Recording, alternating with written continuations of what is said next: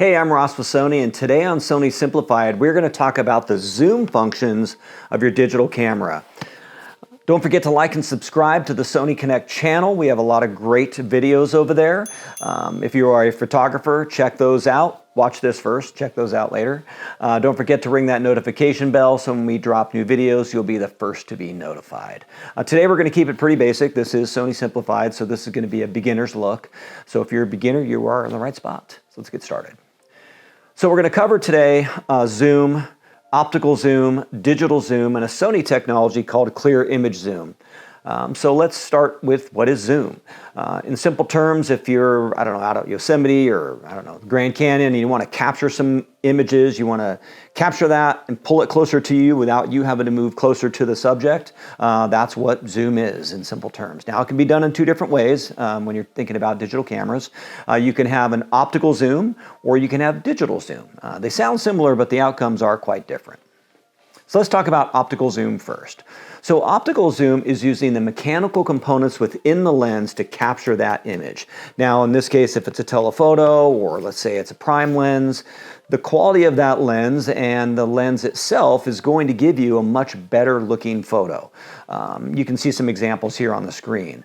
The benefit of using an optical lens is you preserve detail, you get a much sharper image. It looks a lot more professional. Let's say you're trying to capture that perfect moment on the soccer field and you have a telephoto lens like this one. You could zoom in, pull your subject closer, still preserve all that detail and accuracy, and it is the preferred way to zoom and the preferred way to take professional photos.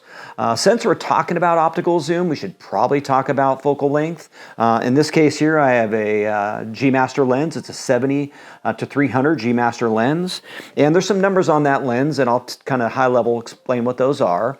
So the lower number, that 70, is as wide angle as that lens will get. Obviously, with varying different lenses, they have varying different amounts of wide angle. The higher that number is that gives me the ability to go and capture those images much farther away and pull them back. When you think about lenses like a 35 millimeter lens like this one, it'll also have an f-stop number on there, and that might be something like 1.8 or 5.6. The higher that number is, the lower the light that the lens will bring in. So for example, telephoto lenses are not great in low light because they have a very high f-stop.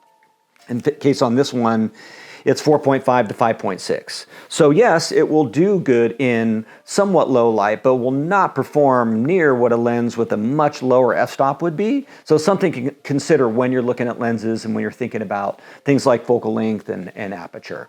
Now let's talk about digital zooming. Now digital zooming is pinch to zoom. Think of it kind of like stretching the pixels. You've probably taken a photo with your mobile phone before and realized, oh my gosh, that doesn't look very good. It's like really blurry and kind of out of focus and has some graininess to it, because you're not actually zooming in on the subject, you're just zooming in on the photo and you're kind of stretching the pixels. It's not the best way, but it works.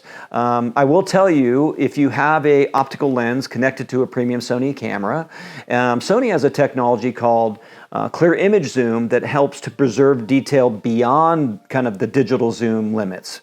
Because when you have an optical lens and you reach that limit, then you get beyond that, and now you're using the zoom in the body of the camera.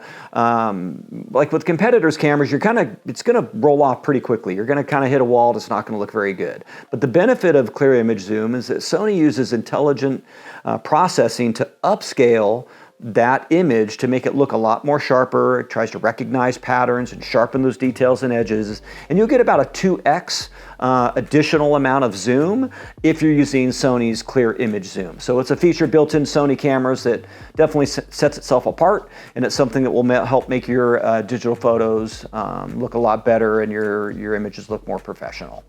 So let's just recap what we covered today. We covered zoom. We covered optical zoom, we covered digital zoom. I know we sprinkled in some aperture and we talked a little bit about focal length. And hopefully these things today as a beginner will help you take better photos. I would tell you, if you are a beginner and you're looking to buy lenses, go to a professional camera shop, somewhere that you can get great advice, that someone can recommend things that's best for what you're going to be using them for, because as you know, Sony has the most lenses in the industry, so there's a lot to choose from, and you certainly don't want to spend money on a lens that's not going to be ideal for what you're trying to do. So again, thank you so much today. Please like and subscribe to the Sony Connect channel. My name is Ross. We'll catch you in the next video. Thanks.